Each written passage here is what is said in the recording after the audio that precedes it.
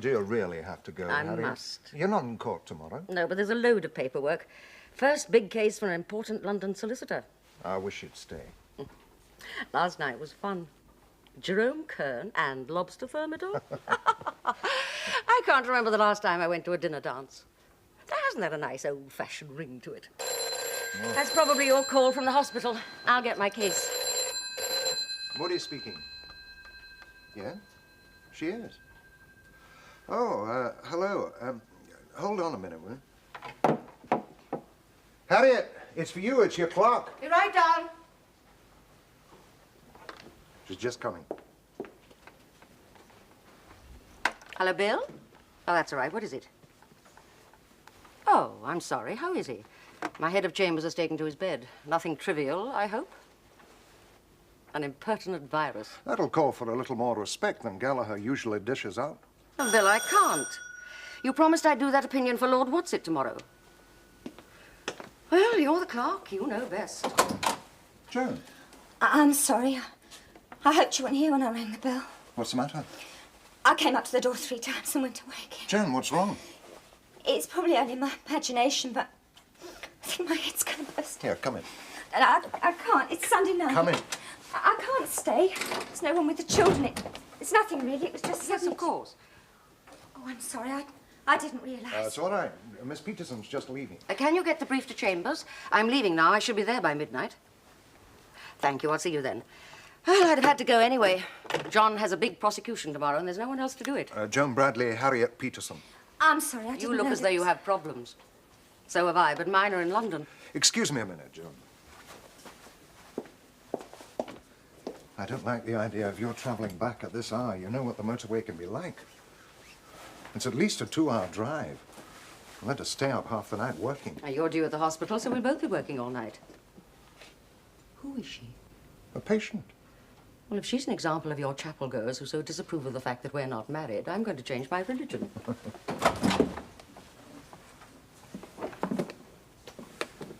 Take care. You too, Doctor.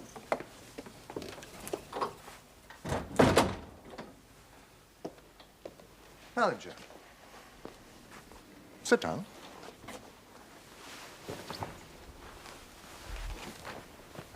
Relax. Here, have a cigarette.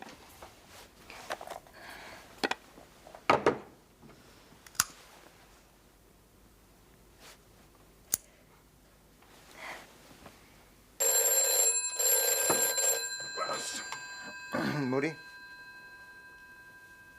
Yes. Yes, right away. Is your problem a matter of life or death? Or can I deliver a baby first? Yes.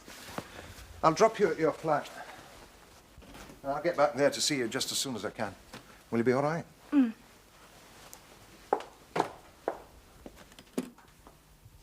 I see they got away with $250,000. It's a big one, all right.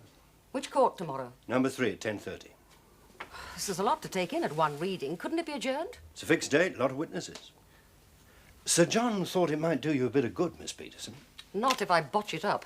I was talking to a young man from the director's office. Very pleased with your work so far. Well, so they should be. I put in time and a half on their cases. But you've never had any of the big stuff. That's why I'm pleased about this. Give you a chance to show off. Give me a ring in the morning, will you, Bill? About 8:30, just in case I get some sleep. Certainly, Miss Peterson. At the flat? Where else?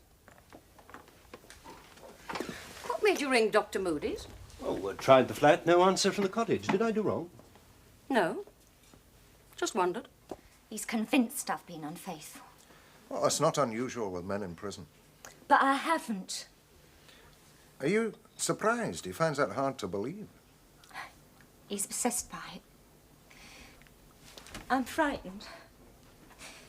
I'm terribly frightened, and he'll just walk away, disappear. He's the sort of man that if you hurt him too much, he won't hit out. He'll just go into his shell. Oh, I shouldn't have called you out, especially not on a Sunday night. From now on, patients aren't allowed to be ill on Sundays. It suddenly got too much for me being alone with the kids and no one to talk to. I thought I was going out of my mind. How did you meet Tom? I was alone, contemplating an empty cup of coffee in the river, and I was 8 months pregnant. Tom came along and sort of Scoop me up. Some scoop? He's a big man. He'd just done a job at post office and he thought the law was onto him and he wanted me to say I'd been with him all night. In your condition? He was so busy looking over his shoulder for the files he never even saw I was pregnant. Do villains often ask you to alibi them? Only Tom. You see, he'd always used blondes, so he didn't really want me. Oh, well, blonde with only a month to go. It's clever, all right. Did it work? They never connected him with the job at all. Terrible anticlimax. Well, you would have fooled me. I've never taken you for a gangster's moll. Oh, I was a bit wild in those days. And I owed 35 quid in rent. He's a sucker for anyone in trouble. Bit like you. More coffee? Please, it'll make sure I'm awake for the first patient. Oh, you ought to go home to bed. I feel awful getting you up at this time of night. I said you can go home, Doctor. I'll be all right now. I haven't had my coffee yet.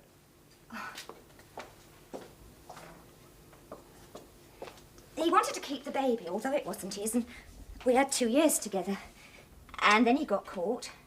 Sent down for 12 years for armed robbery. They heard I was pregnant with number 2. He married you from prison. Joe, you've done 7 years hard labor. Don't crack up now. Hold on. Once he's out. I'm worried about tomorrow. Today. Last 3 or 4 visits have been terrible. Well, give this visit a miss. I only see him once a month. He's convinced I'm lying to protect someone. It's understandable, you know. A lot of prisoners with wives perhaps not quite so attractive find out that their wives have been unfaithful or have even left them. Are you thinking of going along with him? Telling him the lie he wants to hear?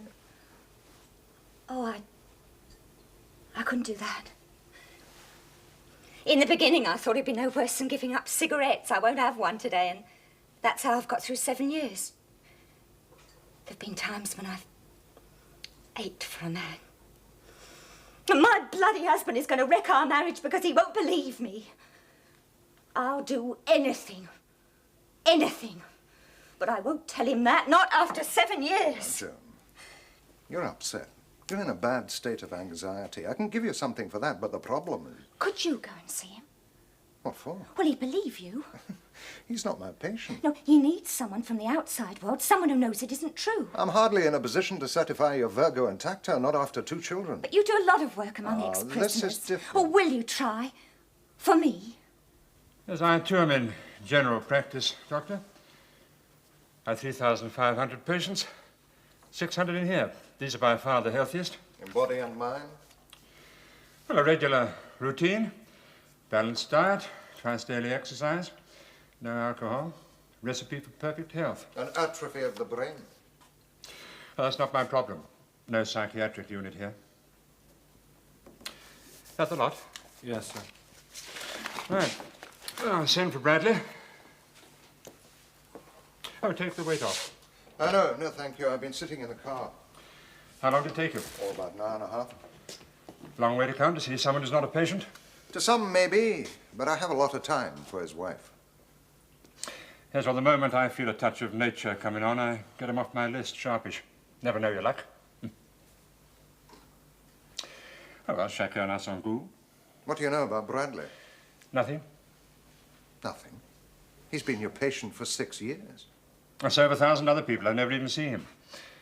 I don't go knocking on doors looking for trouble, outside or in here. How did someone like you get this job? All I can tell you is that I checked him in. He got no complaints, lost a couple of teeth, knocked out 1 or 2 belonging to other people. He has a record for violence in here. Oh, no. Well, everyone knows, but nobody says. No, he's had sentences of, well, counting this one, he's had 1, 2, 5, 17 years. Had full remission every time. Done nearly 11 years altogether. Each time for crimes of violence. Now, I asked my orderly about that. Now, people like to have him on a job because of his violence. He's precise with it. He can incapacitate a guard without actually killing him. I can see that might be valuable. He had a 2-year period in the clear. Well, it happens. Must have got lucky. What about his background? Oh, well, I understand that crime is an old established family business with the Bradleys. I lose him this week. Goes on the hostel. So he'll be working outside, just sleeping in prison. Yeah. Come in. There'll be a prison officer outside. He'll look in from time to time. Shout if you... If I have any complaints, yes, Doctor.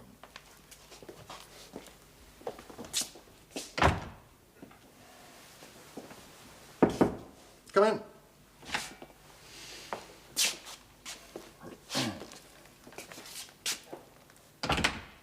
I'm Dr. Moody. Oh, yeah? Your wife and children are patients of mine. Yes, I know who you are. She never talks about anything else. Man has a visit once a month, and all she can talk about is a doctor. Maybe you won't let her talk about anything else. What's wrong with my wife? There's nothing wrong with her. Fit, is she? Yes. What's she seeing a bloody doctor all the time for, then? Your wife is physically fit. Emotionally, psychologically, that's another matter. You a psychiatrist? No. What's it to you, then? Well, I don't separate mind and body in my practice. I try to look after the whole person. There's a medical term for it. I bet. Psychotherapeutic support. Is that another word for taking my kids to the circus? You're not the only one with problems, you know, just because you're inside and she's out. I've got no problems. Who's paying you for this trip? Someone in your wife's position needs moral support to keep going. Giving children a sense of security is difficult, takes courage. It's very easy to break down. Now, your wife will have a complete nervous collapse if you go on applying this sort of pressure. The National Health pay you a couple of quid a year to look after my wife, right? Well, that don't pay for 50-mile journeys to see cons in jail and for taking kids to pantomimes. People are trying to help you, to help your wife, your marriage. Now, why are you so determined to destroy it? It's not my doing. With no assistance from you, your children are well-fed, well-clothed, well-adjusted. They won't end up in here. She's given you a home any man would be proud of. Now, I don't care what you believe at the moment. I'm telling you to forget it for the sake of your marriage. When you get back to a normal atmosphere, you'll see that all your imaginings are just that. You think I'm institutionalized? The marbles are gone. Well, you're wrong. I've kept my wits. I'm on my second time around the library. You'd be surprised some of the things I've learned. Logic, for instance. I've trained myself to think logically. Take my wife. Good-looking bird. She had it regular with me. And when you've had it regular with someone, you can't keep it wrapped up in cotton wool for 7 years. Logic. There are many exceptions to that rule. In storybooks. So she's lying. And do you know why? Because the sod she's had it off with is important. And important to her. He's what's breaking up my marriage, not me, mate. And I think the Don Juan might just be the fella with a little black bag. And if I can prove it, we all know what happens to doctors who have a little bit on the side. Oh, God, man, apply your logic to that ridiculous statement. Would I be here? Oh, yes. I've been expecting it. Now, think, Bradley. If your wife had found another man, wouldn't she simply have gone off with him? How many doctors do you know living with villains' wives?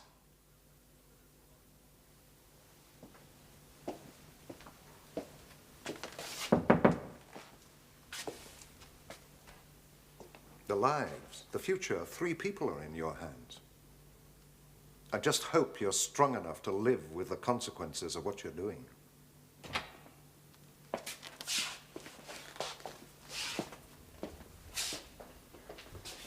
Oh, left my cigarettes in here. Never do in a place like this. Everything all right? Was that wise? I didn't know he was going to accuse me of being his wife's lover. It was on the cards. I suppose it was, but it wouldn't have made any difference. I'm only a simple lawyer, but your 50-mile trip to jail calls for an explanation. His wife is my patient. I remember defending a woman who was charged with shoplifting. She didn't turn up at court. Instead, she sent a letter. Can't get to court on account of aching legs and bleeding ears. Would you do as much for a patient with aching legs and bleeding ears? Harriet, you don't have to ask me that sort of question. Let's drop it, shall we? It's been a long week for both of us. Have you got your speech? You think there's something to it? Oh, don't be ridiculous. Ian, you're this year's president of the Lego Medical Society. They're not going to wait all night for you.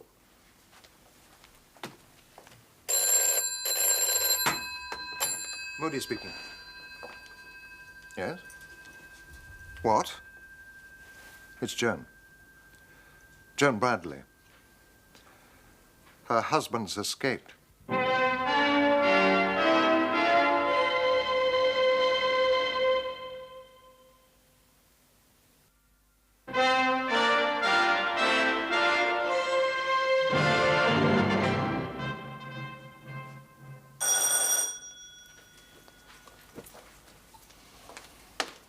Are you still there? Yes. Oh, good evening. My name's Superintendent Rogers. Is Dr. Moody in? Yes. Well, what are we going to do? There's nothing we can do except wait and see what he does, where he goes. Joan, a policeman has just arrived. Maybe he'll have some ideas. I'll call you back. Hello, Superintendent. Evening, Doctor. Wonder if I might have a word privately. It's all right. Miss Peterson knows all about it. Oh, Miss Peterson, yes. I thought it was. How do you do, miss? You say you know what I've called about? The Bradley business. He's escaped from prison. Oh, how do you know that, Doctor? It was Mrs. Bradley on the telephone. Oh, I see. You sure you wouldn't rather we had our chat in private? Yes, I'm quite sure. Superintendent, couldn't this wait till the morning? I'm supposed to be addressing the Lego medical dinner right now. Well, if you know what it's about, you must know. It can't wait. Harriet, would you like to go ahead? Not without you. Phone the hotel, then, will you? It's 8371. Tell them to start the meal. Well, Superintendent? Well, Bradley didn't exactly escape. He went on the hostel. They sent him on interview for his outside job. He should have reported back at noon. But it's 7 o'clock now. Well, when men go on the hostel, they're treated differently. No great hue and cry. He's practically a free man. They give him a few hours before they notify us. Grand Hotel, I want to leave a message for the Secretary of the Lego Medical Society. It's about the dinner tonight. You were the last person to visit him, Doctor. Was that? According to the prison records, what was the purpose of your special visit? I'm afraid I can't discuss that with you, Superintendent. We're dealing with a violent man. He can't be all that violent, or they wouldn't have allowed him in the hostel. What did you go and see him about, Doctor? Ah, yes. Would you please tell Mr. Brunswick that Dr. Moody and Miss Peterson have been delayed and will be there as soon as possible? And would they start the meal? His wife is my patient. Yes? I'm not prepared to say any more than that. This man has no money and he's violent. You lie low until dark, break in somewhere, steal money, food. That'll be worth 5 years. And if anyone wakes up, he'll do them a little injury. That'll be worth another 5. The man's dangerous. He's not going to give himself up. And I need to know. I'm afraid I don't agree with you. A man like that has friends. He'll go to them for money. He won't commit any more offences, not of that sort. You seem well informed, Doctor. Do you mind telling me what sort of offences he will commit? What I meant was, I don't think you need have any fear for the public at large. I take a different view of my responsibilities. Now, will you please tell me why you visited Bradley?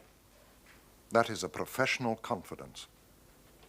I know he thinks you're having an affair with his wife. He shouted it all over the prison. What do you mean by coming in here, setting verbal traps for me? It wasn't a trap, sir. I have to get the facts from everyone. I can't put words into people's mouths. If you know all about it, why do you bloody well ask?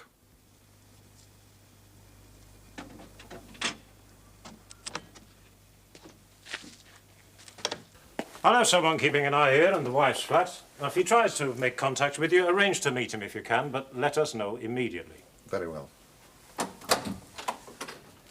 By the way, on Bradley's last offence, he took on 3 6-foot security guards with an iron bar.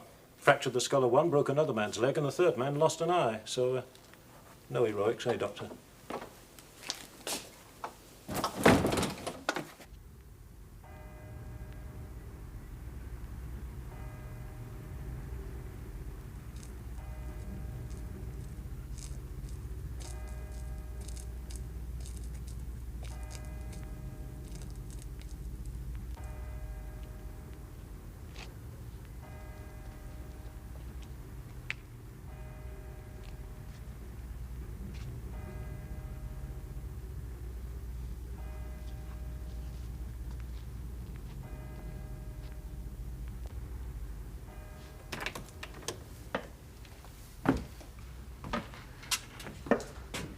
Shut the door.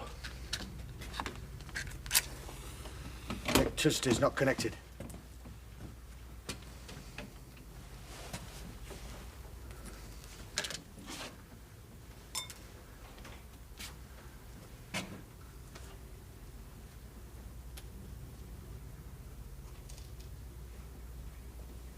Don't touch me!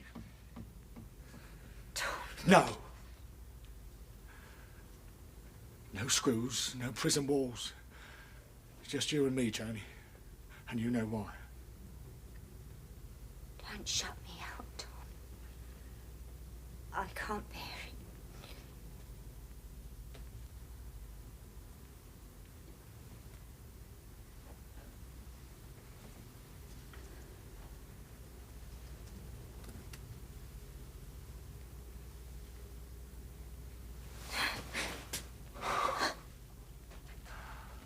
I don't blame you for it. You're a good bird. Good mother. Come visiting regular. I couldn't blame you for it. I couldn't take 8 years from you and not expect to pay something for it. You don't even have to think things like that. Now there's someone else. No, Tom. Don't con me, Joni. I know. In my guts, I know. I don't care that this happened. That's human. Just as long as I know who it is. So tell me. I can't. Tell me!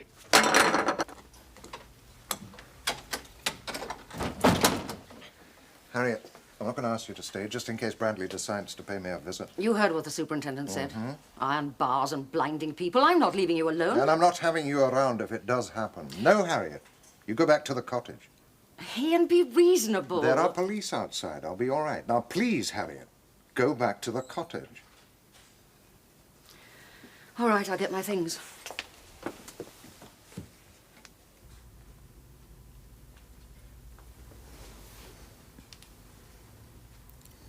Love me. Then love me.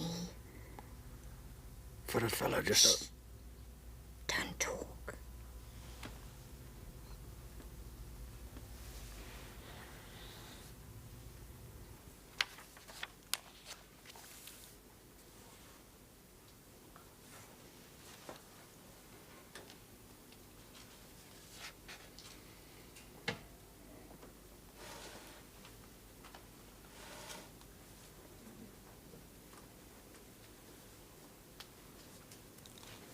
How did you get in? Force of French windows. You didn't hear a thing. Pity. I left the surgery door open for you. Well, what now? Have you come for satisfaction? No? Just to make sure you don't do it to anybody else. I suppose you know there are police outside. They didn't see me. This'll get you an extra 10-year stretch. Oh, it'll be worth it, though.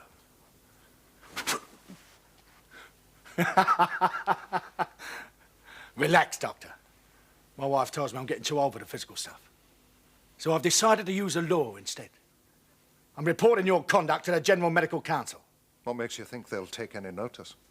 Little piece of paper with places and dates where you've had it off with my wife bearing her signature.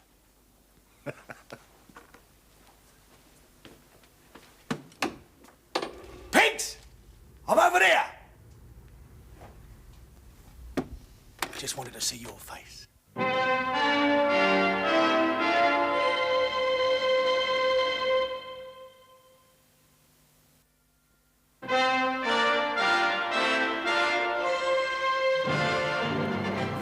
My secretary made an appointment. Come in, he's on the phone. Thank you, nurse. That'll be fine. Anthony Sherman, I'm a solicitor. I act for Mr. and Mrs. Bradley. I have here signed copies of statutory declarations deposing to the fact that you've committed adultery with Mrs. Bradley. What? The General Medical Council will get the originals of those in the morning. What's this, ludicrous? Well, I can prove everything in those documents, and the circumstantial evidence is overwhelming. My solicitor will be in touch with you, Mr. Sherman. So be it. Good day, Doctor. Good day, Miss Peterson.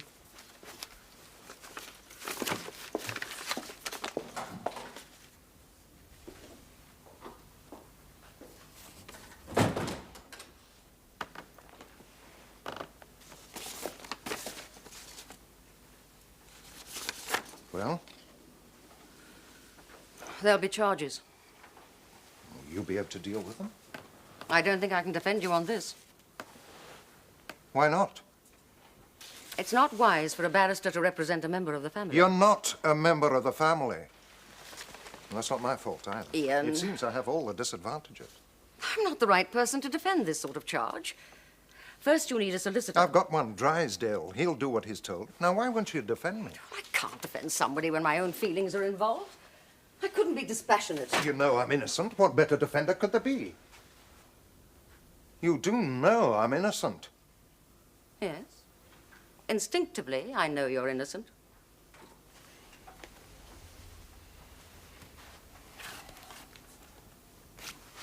What has happened is logical and to some extent inevitable. First, the fixation of infidelity, which blames the wife. Lover unknown. Wife confesses, identifies lover. Lover becomes principal villain. It's classic. But it has nothing to do with the truth in this case. Why do you call her by her Christian name? The important thing is that she calls me Dr. Moody. She's on your national health list, but you treat her like a private patient. I don't have private patients. Why do you take her children to the pantomime? I don't take her. What is she to you? She's a woman on her own, with 2 kids and a husband serving 12 years. Someone has got to help. Very noble, Doctor, but the point is, how grateful is she? So you've abandoned the role of cross-examiner and decided to play the woman. Don't expect me to be surprised if an attractive woman finds you attractive. And if you don't fancy her, there's something wrong with you. When I walk down the high street, if I don't see at least one woman I want to go to bed with, I know I've been working too hard. I didn't make love to the bloody woman, but I'm beginning to wish I had. It's not me. It's the lawyer inside me that has doubts. Maybe it's a good job you won't be defending me. Go and see Drysdale. He's a quill pen variety. Give me the name of a decent barrister. Gallagher. I'd sooner have a rattlesnake. I was counting on that fee. What else is there? Well, you have a few premium bonds. William, you're not trying. 8671. Oh, yes, hang on a minute, will you please? I'll see if he's available. Solicitor called Drysdale's got a case on for Dr. Moody. Says Miss Peterson told you all about it. Is she in? Well, she should have been here 2 hours ago. I don't know what's happened to her. Tell him I'll ring back and try and reach Miss Peterson.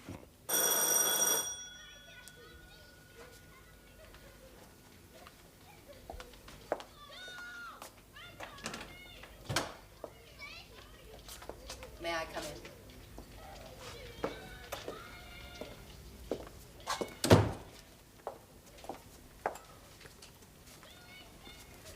I bought a bottle of gin and a bottle of tonic, and I'm running out of gin. What do you want? Confession that I made it all up? Did you? Or to weigh up the other woman? Have a drink, Miss Peterson. Sure you've got sorrows too. Oh.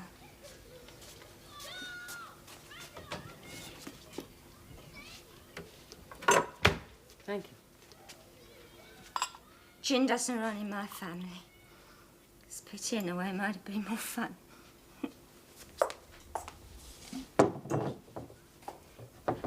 My father is an inspector on the railways, on trains from Reading, all the way to Bristol, and back again. He's a very moral man, my father. So keen it's very strict. I stuck it till I was 16. Then I ran away to the big, bad city where I was a big, bad girl. And I loved it. That's where I met my darling husband. He picked me up, dusted me off, stuck me in his back pocket. You haven't said a word, and I'm talking my head off, haven't I? No, no. Go on. Uh-huh. Uh-huh. Well, I haven't been able to speak to Miss Peterson yet, Mr. Drysdale, but if she says I'm the best person for this job, I'm far too chivalrous to argue with a lady. I have a good job with a lovely man who keeps trying to get me into bed with him. I don't imagine he succeeds. I let him hope. It's in property. It's very profitable property. In fact, he's loaded and he's just my type. She'll sing a sad song for him when Tom comes out. You don't know what it's been like. Oh, but I do. You? My husband went away. Not in the nick, though. Oh, yeah. For 3 years. That's nothing. I could stand 3 years. You try 7 years without a man. Is that how long it's been? Yes.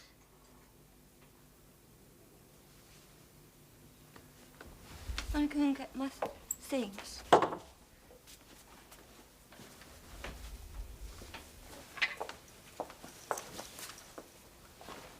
Got to pick the children up. Fortunately, it's not too late to put things right.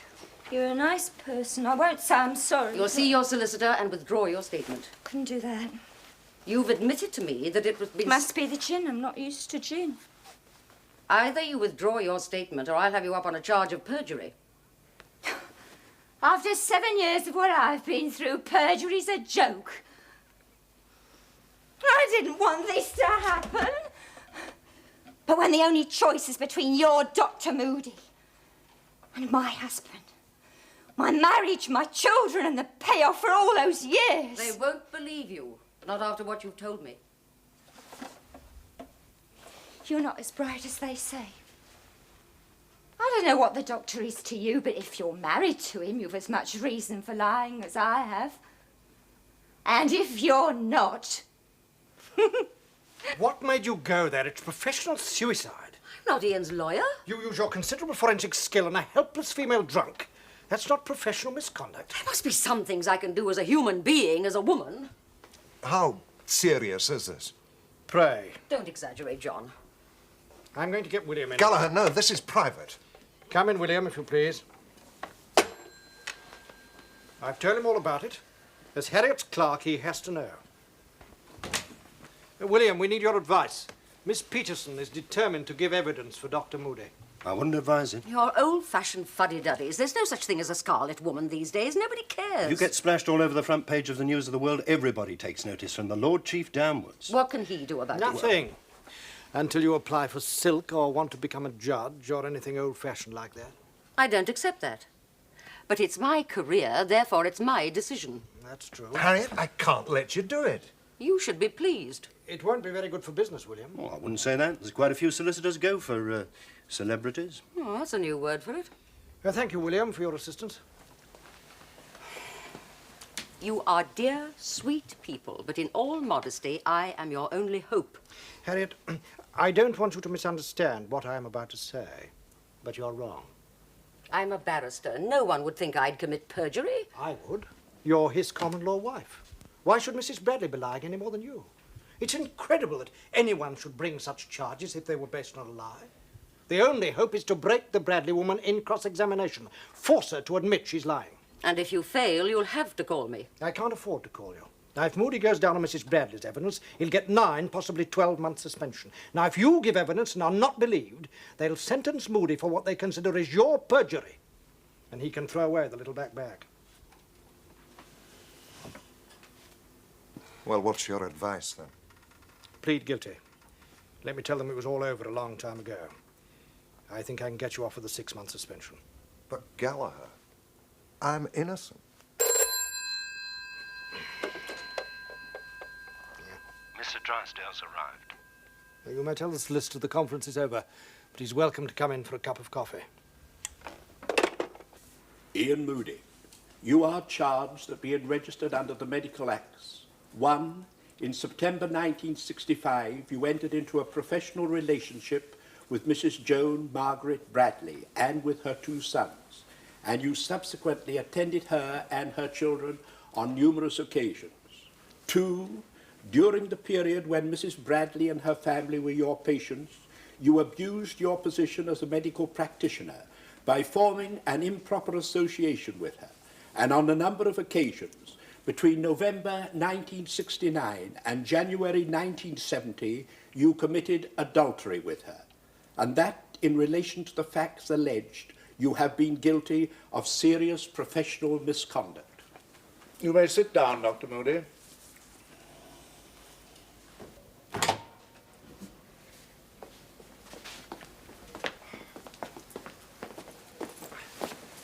Mrs. Bradley, you'll be giving your evidence next. Now, there's absolutely nothing to worry about. All you've got to do is to tell the truth. And I shan't be asking you about your meeting with Miss Peterson. Why not? Well, she didn't say anything to you that we don't already know, and you didn't say anything to her. Did you? No. Well, then what's the point? No! No, no! Sir John, you have now tried a number of variations on the theme that this witness is lying, and each time you met with the same denial. May I suggest you change tack, or perhaps sit down? I remember, as a young man, a very learned judge telling me in a similar situation that the secret of cross-examination is the questions you ask, not the answers you get. I will therefore abandon any further attempt to make this witness tell the truth. That is a grossly improper remark. I demand Sir John retracts it immediately. My apologies, sir. I have no re-examination of this witness. I think she gave her evidence cogently and with a great deal of courage in the face of a cowardly attack. You've had your chance to make speeches. I sincerely apologize to the court. My next witness... Just a moment. Of course, sir. Mrs. Bradley, are you sure you didn't complain to anyone else about Dr. Moody's conduct? Well, only to Miss Peterson. Who is Miss Peterson? She's a friend of Dr. Moody's.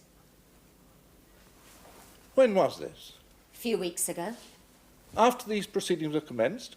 Yes. Well, how did this come about? Well, she came to see me to try and talk me out of bringing the case.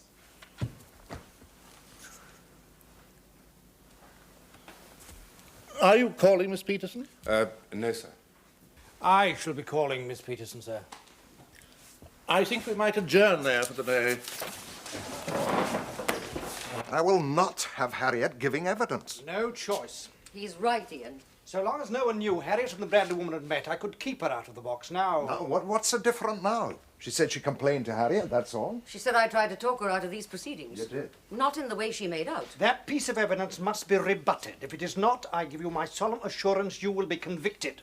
Will you please tell me how someone whose only concern is to give a little help to his fellow man can get into a situation like this? Personally, I've always regarded charity as a selfish pastime. The beneficiaries are never grateful, only the benefactors get any satisfaction. Charity not only began at home with you, Gallagher. It took up residence. Oh, stop it, you two. You must make your choice. Either Harriet gives evidence or you admit you're guilty. If she gives evidence, her career's ruined, and I'm left with no hope of getting off. Well, your chances are slight. It depends entirely what they think of Harriet.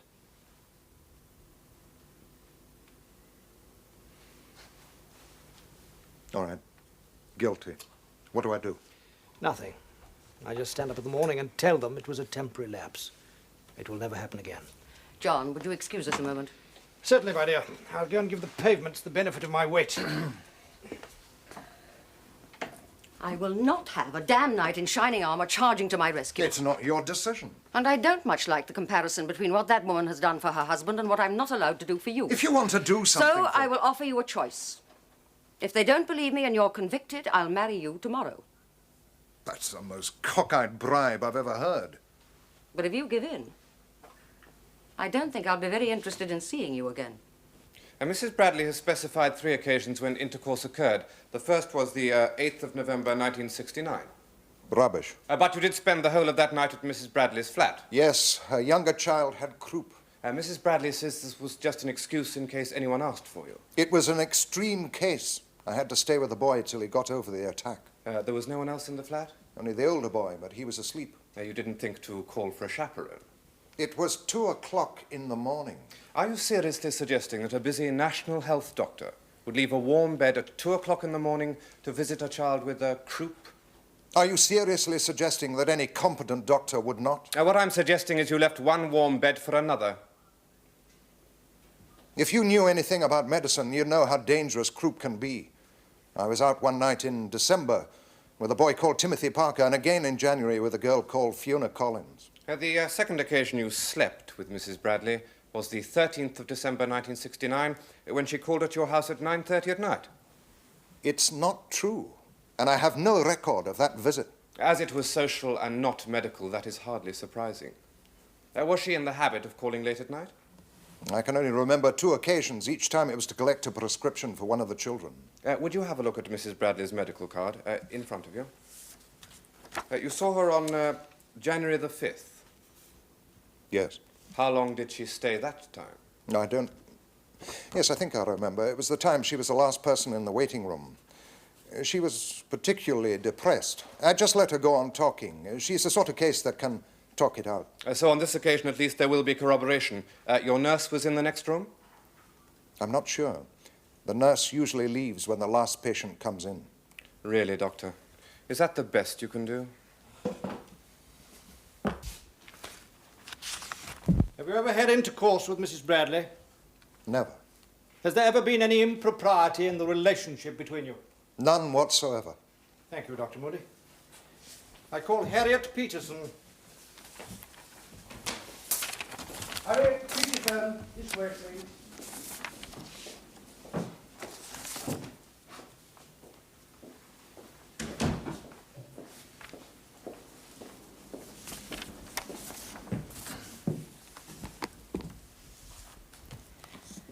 I swear by Almighty God that the evidence I shall give shall be the truth, the whole truth, and nothing but the truth. Is your name Harriet Joan Peterson? It is. And you are a practicing barrister? Yes. What is your relationship to Dr. Moody? We're very good friends. Intimate friends? Yes. Mrs. Bradley has told the committee that you went to see her. Now, will you tell us about that meeting? It was a Friday afternoon, about 3 o'clock. Did Dr. Moody know you were going to see her? No. As a barrister, do you think it was proper for you to go and see Mrs. Bradley? Miss Peterson's professional behaviour is not on trial here, sir.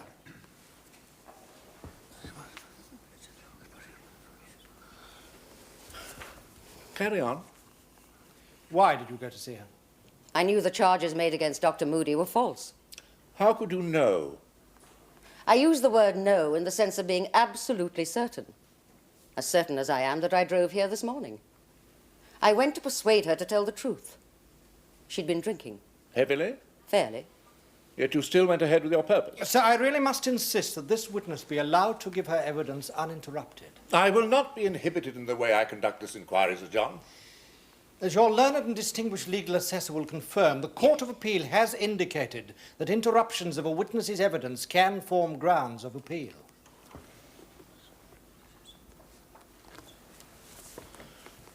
Yes, Miss Peterson?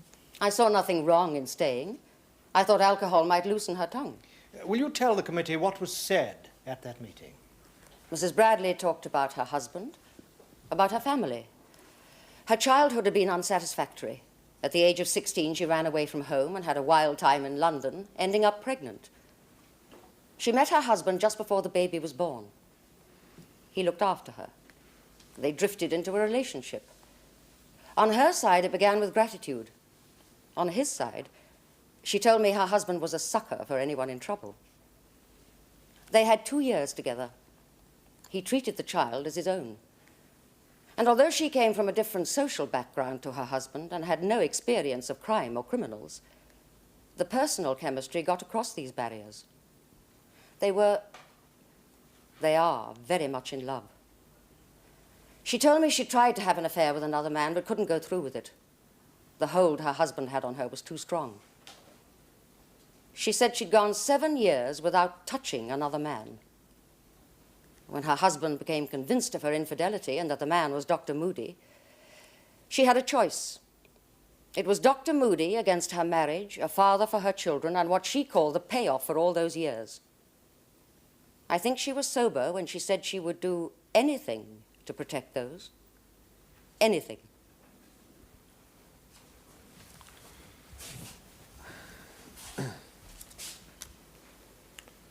You say you and Dr. Moody are good friends. Yes, You're his mistress, aren't you? if you choose to put it that way. Why prevaricate? I have my own home, which I pay for. As a lawyer, I have my own income. I'm not a kept woman. And yet you sleep with him Yes? and pretend to be his wife? No. No one calls me Mrs. Moody. Are these questions necessary? Miss Peterson has called my clients liars and perjurers. That gives me the right. Rather, it is my duty to explore her character, to see if you can rely upon her word. Perhaps it will save time if I say that I love Dr. Moody and would do whatever I could to help him. Would you lie for him? Not on oath. If his life depended on it? It doesn't. His career does. I'm not lying. Are there any circumstances in which you would tell lies for Dr. Moody? I think there are crimes more serious than perjury, and principles more important than telling the truth. I don't know the answer to your hypothetical question, Mr. Sherman. I don't think anyone would until it actually happened. Does it bother you that the committee may consider your prevaricating again? I'm trying to give honest answers to difficult questions. We have all heard, and a lot of us have admired your version of the party at Mrs. Bradley's, but you're an experienced lawyer. Do you think anyone would go to such lengths? Statutory declarations, sworn testimony upon oath, based upon a pack of lies? You know as well as I do, Mr. Sherman, the lengths to which people will go in the pursuit of hopeless causes. Answer the question. Certainly I think it possible. I also think it's sad. But then I know. No, Miss Peterson? As an advocate, I'm usually in the position you are, asking questions at second hand based on what other people have told me. But today I speak from personal knowledge of what happened. That's why I can look across this room and say, Mrs. Bradley, you're a liar. And know that she knows I'm telling the truth. I put it to you, Mrs. Bradley never withdrew the allegation of adultery. At first, she didn't. That if anything she said led to a different impression, it was the gin talking. She was drinking because of the wrong she was doing Dr. Moody. Are you a qualified psychiatrist? You know I'm not, Mr. Sherman. You also know, as I do, when people drink to celebrate, when they drink because they're alcoholics, or when they drink to drown the thought of something they've had to do. Everything Mrs. Bradley said that afternoon, the way she said it, indicated remorse at what she'd had to do to save her marriage. I know that if she'd had any alternative, she would never have invented adultery with Dr. Moody. She said so. I understand her feelings. I even admire her courage. If our roles were reversed, I hope I would have had her courage. But also the strength not to buy my future at the expense of someone else's career.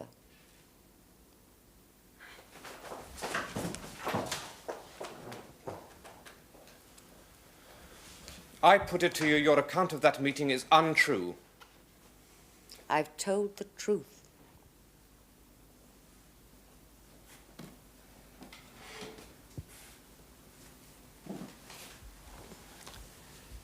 Thank you, Miss Peterson.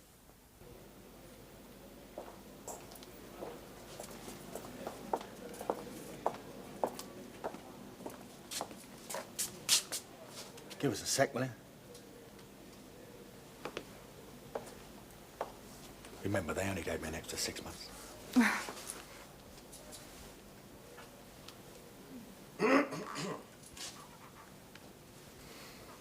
See you, eh?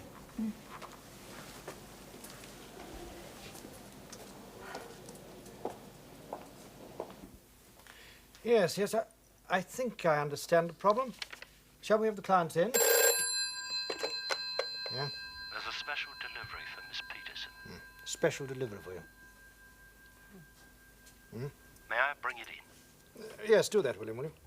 John, look, I don't think the boundary could ever have been in this position. No, but in the earlier deed, my dear... Now, where is it? Here we It's are. included in the land-coloured brown. Ah, we've got him.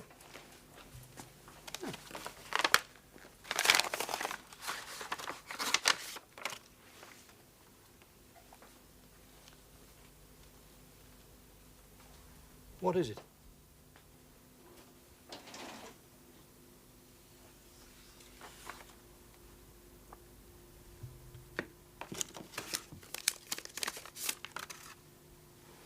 An invitation to attend a medical conference.